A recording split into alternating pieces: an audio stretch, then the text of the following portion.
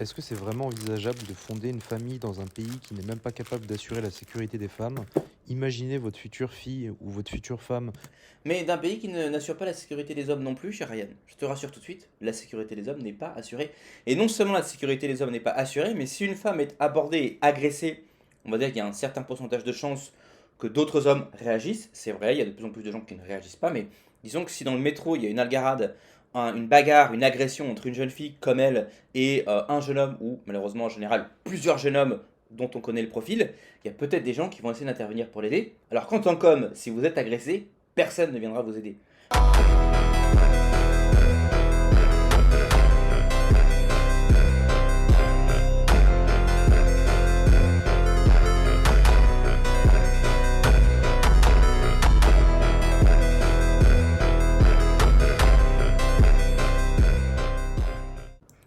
Mes bien chers frères, mes bien chers amis, gentlemen, membres du lounge, empereurs digitaux, abonnés, nouveaux, curieux, téléspectateurs, bienvenue sur cette nouvelle vidéo réaction. Regardez, aujourd'hui j'ai apporté de nouvelles munitions. On a le petit café. Regardez un petit peu la belle couleur qu'il a. Je sais pas si je peux le pencher pour montrer l'intérieur. Il est... Oh bah non, oh là, oh, j'ai fait tomber une goutte. On a évidemment le Hugo Boss, très important après avoir pris une douche. On s'est rafraîchi, on s'est bien coiffé, on met le Hugo Boss.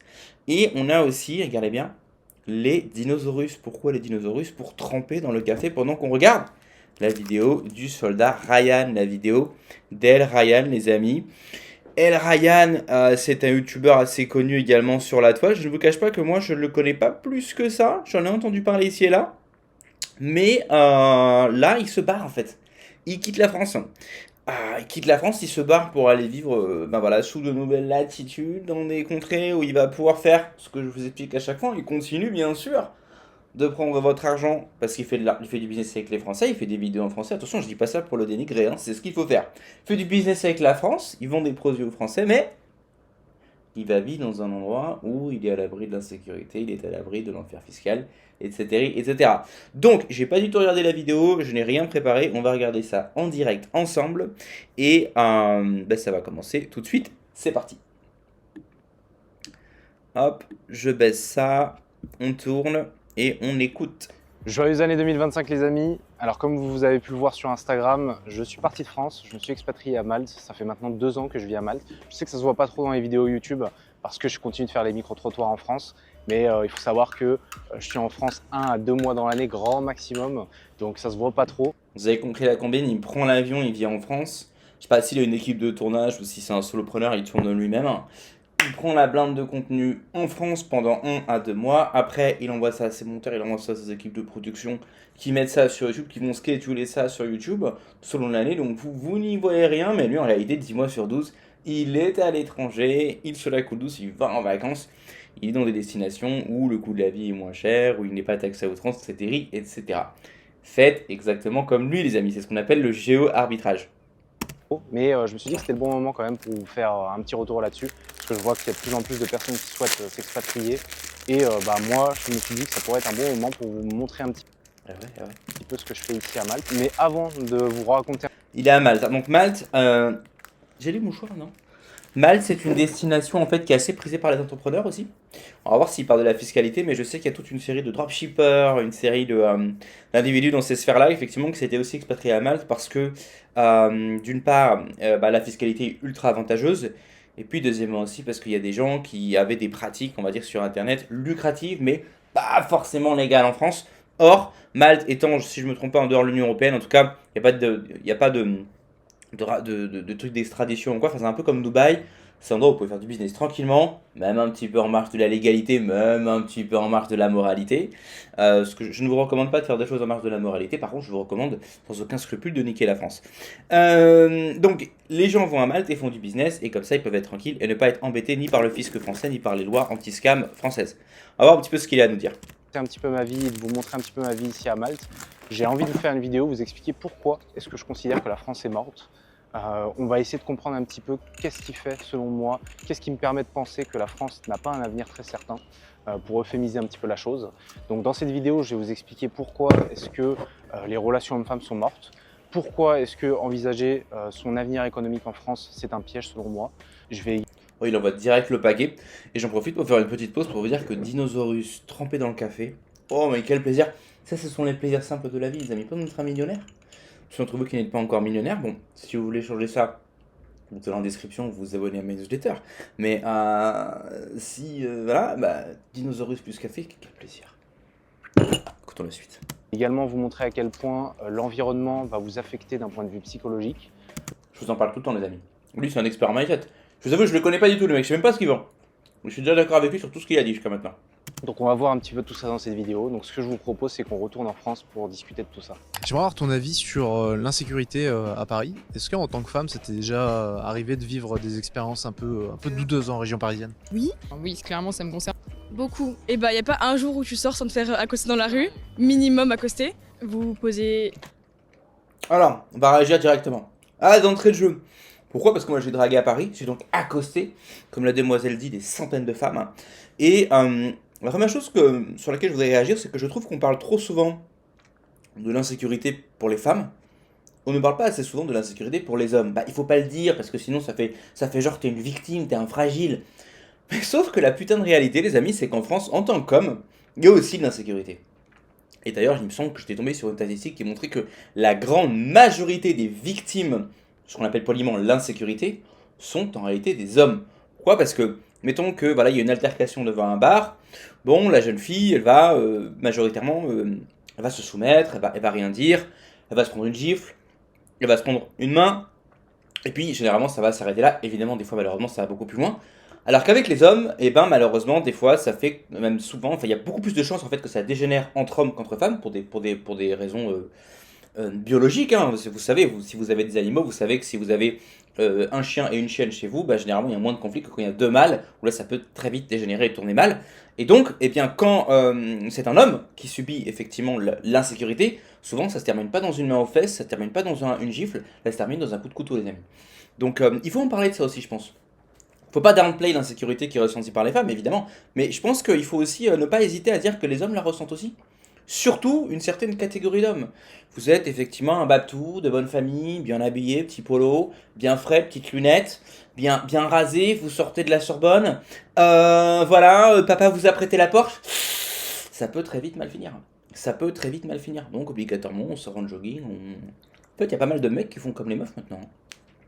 Quant au mec qui accoste dans la rue, moi personnellement, comme je dis, j'ai accosté des centaines de femmes et je n'ai jamais eu de problème, et même bien souvent, ou bien c'était des résultats positifs, ou bien c'était des résultats neutres, ou bien c'était des meufs qui me disaient qu'elles ont un copain, mais qu'elles me remerciaient de les avoir abordés, et que elles aimeraient que plus de mecs les abordent. Alors, évidemment, mes approches dans la rue n'étaient pas les approches. Quand ces jeunes filles évidemment se plaignent d'être abordées, on a compris de quel type d'abordage elles parlent. Hein. Et en parlant de ça, c'est le moment d'aller chercher en description tes petits goodies. Tu as les 10 erreurs fatales de l'expatrié et 5 clés pour se lancer sur Airbnb sans argent. Tout ce que tu vas faire, c'est cliquer en description, t'inscrire à la newsletter. Ensuite, tu vas voir dans les articles, il y a un article qui commencer ici. Et c'est l'article qui est featured. Tu as au début de l'article les deux liens pour télécharger gratuitement ces deux petits guides. Les 10 erreurs fatales de l'expatrié et 5 clés pour se lancer sur Airbnb. Aussitôt, tu appliqueras ces petits conseils, aussitôt tu pourras gagner de l'oseille et quitter le shithole France. On se retrouve tout de suite. Ouais, c'est des approches de gentleman évidemment. Merveilleusement bien la question, parce qu'il y a 2 jours, j'étais dans le métro et il y a un mec qui m'a aspergé la gueule de bombes lacrymogènes. Wow, pourquoi? Et très bonne question. Du coup. Très bonne question, je vais répondre à la question. C'est parce qu'en fait, le mec, il a aspergé, il l'a vu, il a ressenti une frustration parce qu'il s'est dit que mais il n'avait aucune chance avec elle. Et puis il y a tout un scénario qui s'est passé dans sa tête. Il s'est dit voilà, c'est une Française, elle va pas vouloir de moi parce qu'elle est raciste. Elle se la pète, même si la meuf se pète pas, même si la meuf ne se la pète pas, celle-là a pas trop l'air de se la péter. Du coup, à la base, Elle a l'air d'être assez chill comme meuf, ça se sent les meufs qui se la pètent. Hein. Enfin, jusqu'à maintenant, elle a l'air vraiment assez chill, sa façon de parler, dans son regard. Donc, mais simplement, le mec a dû avoir une frustration de se dire voilà, ça c'est encore une meuf que je désire, mais qui voudra jamais de moi. Donc, au lieu d'aller l'accoster, de se prendre un râteau, il est directement, enfin, au lieu d'aller l'accoster, de se prendre un râteau et de mettre un pain à la meuf, il est directement allé à l'étape finale. Ça sert à rien de passer par l'accostage, je vais me prendre un râteau. Il a pris ça à mon avis, moi il a aspergé la meuf directement. C'est ça qui a dû se passer à mon humble avis au niveau de cette jeune fille? Je me sentais assez safe, mais plus maintenant. Petite pause, en revoyant ce passage, j'ai une question qui m'est venue à l'esprit, j'avais envie de vous la partager. Est-ce que c'est vraiment envisageable de fonder une famille dans un pays qui n'est même pas capable d'assurer la sécurité des femmes? Imaginez votre future fille ou votre future femme. Mais d'un pays qui n'assure pas la sécurité des hommes non plus, cher Ryan. Je te rassure tout de suite, la sécurité des hommes n'est pas assurée. Et non seulement la sécurité des hommes n'est pas assurée, mais si une femme est abordée et agressée, on va dire qu'il y a un certain pourcentage de chances que d'autres hommes réagissent. C'est vrai, il y a de plus en plus de gens qui ne réagissent pas, mais disons que si dans le métro, il y a une algarade, une bagarre, une agression entre une jeune fille comme elle et un jeune homme, ou malheureusement en général plusieurs jeunes hommes dont on connaît le profil, il y a peut-être des gens qui vont essayer d'intervenir pour l'aider. Alors qu'en tant qu'homme, si vous êtes agressé, personne ne viendra vous aider. Et comme je vous l'explique en plus à cause des dynamiques sexuelles, biologiques, ça peut très vite aboutir à des choses dramatiques. Se faire asperger de gaz lacrymogène. Imaginez vivre dans une détresse permanente chaque fois qu'elle sort le soir, en sachant qu'elle pourrait faire face au pire. Alors je vous pose cette question sincèrement, est-ce qu'on peut vraiment envisager un futur serein dans de telles conditions? Viens d'où? De Lyon. Lyon, Réponse non. c'est pareil ou Lyon, c'est pas très safe non plus. Honnêtement, comparé à Paris, c'est un peu la même chose. Hein. C'est pas... J'ai un pote qui habitait à Lyon il y a 10 ans, il est retourné il y a peu, il m'a dit qu'il n'a pas reconnu la ville, c'est un chidol. c'est pas mieux. bon, du coup, comment ça s'est passé après? Tu t'es fait voler? Il y a des gens qui t'ont aidé? Ouais, il y a une personne qui m'a aidé, il y a les pompiers qui sont arrivés. C'est ce que je vous disais. Si ça avait été un homme, personne ne l'aurait aidé. Hein. Moi j'ai eu quelques petits soucis dans le métro parisien, personne n'est venu m'aider. Hein. Après, il y a la police et ensuite je suis allée porter plainte. Classique. Voilà. Est-ce que tu penses que c'est propre à la France et qu'on gère mal l'insécurité? Ou est-ce que tu penses que, je sais pas moi, en Pologne, il y a la même chose? Je pense que dans plusieurs pays, l'insécurité est pas folle. Déjà, je vais vous dire une chose, en Europe de l'Est, les gens qui sont... je parle encore du... Moi je parle de mon point de vue d'un homme, tout ce que je dis du point de vue d'un homme en général c'est... Enfin on va dire ce qui arrive aux hommes c'est... Bon bref, je vais en venir à ce que je voulais dire. Moi ce que j'ai remarqué c'est que dans les pays de l'Est, les gens qui sont problématiques en France se comportent de manière différente. Déjà ils sont quasi inexistants, mais il arrive d'en croiser un ou deux dans la rue. Première chose, ils ne sont pas en meute. Parce que il y en a moins. Donc comme il y en a moins, ils sont pas en meute. Mais même dans les rares cas où ils sont en meute, je peux vous garantir que dans le regard et dans le comportement, il y a quelque chose de vraiment différent. Moi, quand je croise des individus à profil problématique en France, ce sont des gens qui cherchent l'embrouille, qui savent que, qui sont vraiment dans une situation d'impunité et ils se sentent comme des prédateurs, comme un loup dans une bergerie où on va rien leur faire et où ils peuvent tout faire. En Europe de l'Est, ce n'est pas le cas. Pourtant, j'ai la même dégaine en Europe de l'Est qu'en France. Je suis habillé pareil, je me comporte pareil, mais je peux vous garantir qu'en Europe de l'Est, quand je les croise dans la rue et que je soutiens le regard, ce sont eux qui baissent les yeux. Parce qu'ils savent que déjà en Europe de l'Est, s'ils commencent à avoir un problème, d'autres gens vont venir et que ce coup-ci, ils ne pourront pas jouer la carte du racisme. Mais deuxièmement, surtout, ils risquent d'avoir des problèmes avec la police et que la police ne réagira pas vis-à-vis d'eux comme la police française. Et ils savent très bien en fait qu'il y a une ambiance où c'est pas leur avantage. Après, personnellement, j'ai été pendant 6 mois en Croatie et j'ai pu voir que c'était un pays beaucoup plus safe. Enfin, je pouvais rentrer le soir, il n'y avait pas de problème, j'étais toute seule, il n'y avait pas de... Dites-moi en commentaire si vous voulez que j'aille passer une semaine en Croatie pour vous faire une petite vidéo et vous donner mes impressions. Il n'y avait pas de souci. Donc je pense que oui, c'est un peu spécifique à la France quand même. Oui, clairement, ça me concerne, ça concerne tout le monde. C'est pas spécifique à la France, c'est spécifique aux pays woke d'Occident. D'accord, c'est pareil en Allemagne, c'est pareil en Angleterre, etc. Donc, ça m'est arrivé plusieurs fois, mais là, ce qui me vient en tête, c'est une fois dans le train, rentrant du travail. Autant celle d'avant, tu vois, je t'avais dit, elle était chill. Autant elle, je dis pas qu'elle mérite quoi que ce soit, hein. Mais c'est le genre de meuf un peu agaçante, je trouve déjà. Je travaillais à Metz à l'époque. Je la vois bien dans les manifs féministes, tu vois ce que je veux dire. Quelqu'un qui était assis dans le siège derrière moi et qui a posé sa main sur ma Tout à l'heure, Ryan, il a un peu une gueule d'Algérien, mais là, comme ça, le profil avec son béret, il est un peu beau gosse, vous trouvez pas? Dites-moi en commentaire ce que vous en pensez. cuisse. Et voilà, enfin, c'est assez traumatisant comme expérience en fait, on se rend pas forcément compte. Est-ce que tu penses que cette insécurité qu'on peut avoir en France... On dirait les reportages de Vincent Lapierre, regardez le, comment dirais-je, les spécimens. Mais quelquefois, c'est même pas eux les plus dangereux. Eux, c'est juste des mecs bourrés, tu vois, ils sont là, bon, ils sont arrivés illégalement, ils squattent là. Mais quelquefois, tu sais, c'est les prédateurs qui rôdent la nuit, quoi. Ils cherchent en fait un truc, quoi. Elle est spécifique à la France ou tu penses que dans d'autres pays, ça peut être l'Europe de l'Est ou dans des pays asiatiques, c'est géré de la même façon? Il y a beaucoup de personnes qui disent que par exemple au Japon, ça n'existe pas ce genre de choses. Alors moi je vais pas pouvoir parler d'aussi loin, mais j'ai vécu à Berlin pendant plusieurs mois et je me suis sentie beaucoup plus en sécurité. Je me dis, mais Je pense que même à Berlin, il y a de l'insécurité, mais si elle dit qu'il y a eu plus, qu'elle s'est sentie davantage en sécurité à Berlin qu'en France, ça montre en fait l'état de la France, quoi. Parce que honnêtement, je pense pas qu'à Berlin ce soit super safe non plus, mais j'y connais rien, il faudrait regarder les statistiques de la criminalité. jamais rien arrivé. Et surtout, même, il y a un truc dont on ne parle pas forcément beaucoup, mais c'est les regards. Et à Paris, les regards peuvent être très appuyés parfois. Et c'est très gênant, mais on peut rien faire en fait, parce que c'est...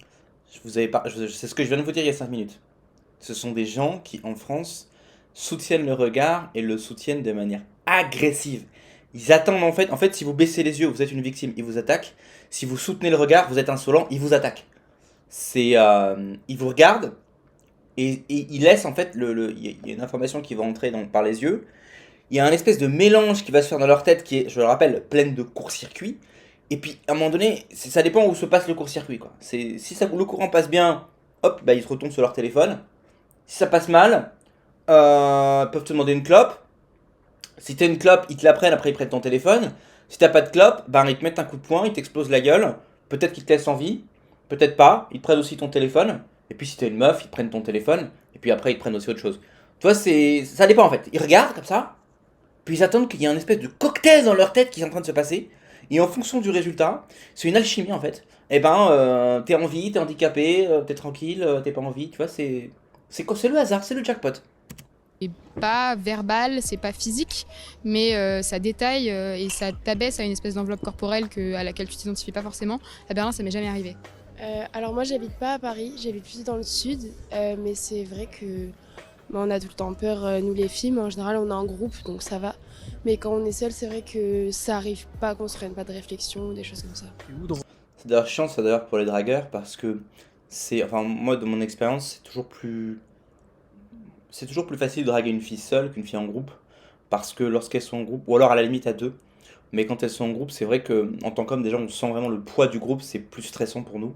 Et même pour la fille, même si elle aurait été intéressée, elle sent elle-même le poids du regard de son groupe, donc des fois elle va dire non, ou alors il suffit qu'il y ait une grosse dans le groupe, par exemple la jolie fille, elle est un peu d'accord, mais elle sait pas trop quoi dire, il y a une grosse qui est en colère, parce qu'évidemment c'est pas elle qu'on aborde, et puis elle vous dit de dégager, et puis évidemment après vous êtes obligé de partir. Cette insécurité donc qui va faire en sorte que les femmes se referment, est problématique pour les dragueurs. Dans le Ah, je sais, il y en a qui vont regarder cette vidéo qui vont dire mais non, mais tous les dragueurs sont des harceleurs, il faudrait tous les aller en prison. Ah, si c'était le cas, moi je suis en prison depuis longtemps. Hein. Enfin non, plus maintenant je suis marié, c'est fini tout ça. À Cannes. Beaucoup quand je suis seule, surtout quand je suis avec d'autres personnes, même si ça va être des femmes, je vais me sentir accompagnée donc ça va aller mieux. Quand je suis seule, même si ça va être des zones qui sont pas dans la ville, parfois je cours.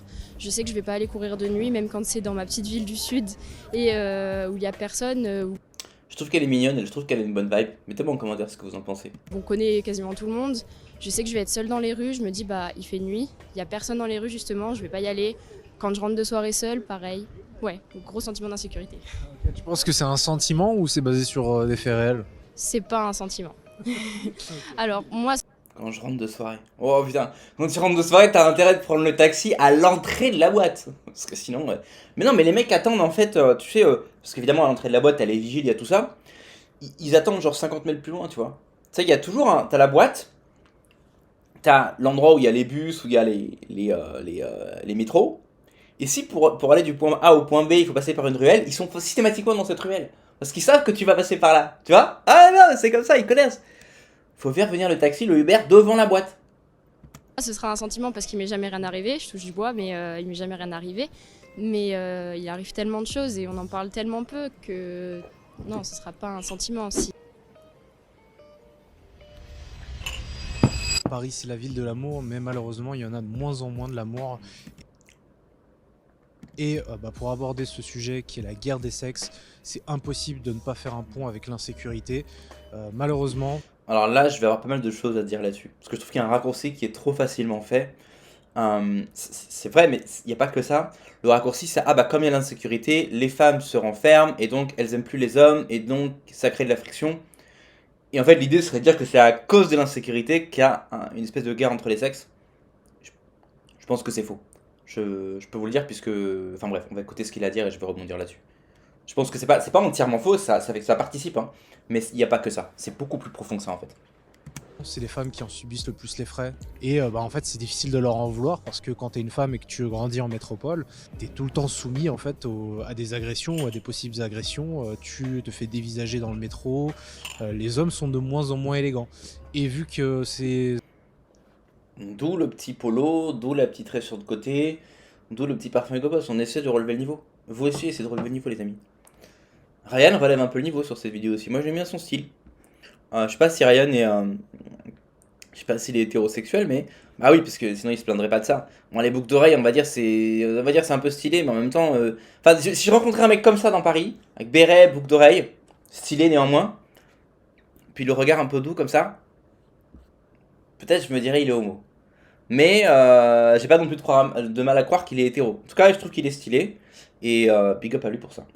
Les hommes-là sont pas très élégants, voire même ont des comportements très néfastes. Les femmes deviennent méfiantes, elles s'énervent, elles ont de moins en moins envie de fréquenter les hommes. Ouais, je vous ai dit, des centaines d'approches à Paris, en France et en Europe de l'Est. Et même à Paris, je n'ai, à mon souvenir, je n'ai jamais eu de réaction en fait vraiment agressive de la part d'une femme. Dans le pire des cas, il y a des meufs qui sont pressées, quoi. C'est genre, elles te zappent en fait. Genre, tu l'abordes et elle trace son chemin. Je précise pour les apprentis dragueurs, quand vous abordez une fille dans la rue et qu'elle continue de marcher, on ne la suit pas. Ah bah oui, c'est évident. Si quelqu'un continue de marcher. C'est comme les mecs d'Emmaüs. Les mecs là qui viennent récolter des dons là. Ils le savent ça. Oui, vous avez 5 minutes pour faire des dons. Si tu traces ta route, imagine, t'es abordé par un mec qui veut te demander de l'oseille. Et tu traces ta route, tu dis non je suis pressé, et il te suit. Déjà tu sais, c'est énervant. Même si tu sais qu'il va rien te faire, même si tu sais que les mecs d'Emmaüs et tout ça, c'est pas les mecs qui vont t'agresser. Alors qu'est-ce que c'est chiant déjà. Alors imagine une meuf, tu l'abordes, elle trace et tu la suis. C'est énervant, c'est relou. Et puis en plus il y a le fait, comment dirais-je, on va dire la crainte pour son intégrité physique. Donc évidemment, on ne suit pas une personne qui trace. Si la personne trace, c'est qu'elle n'est par définition pas intéressée. On s'arrête. Et libre à la personne qu'on aborde de s'arrêter également pour poursuivre la discussion ou pas. Je vous donne des leçons de drague, les gars.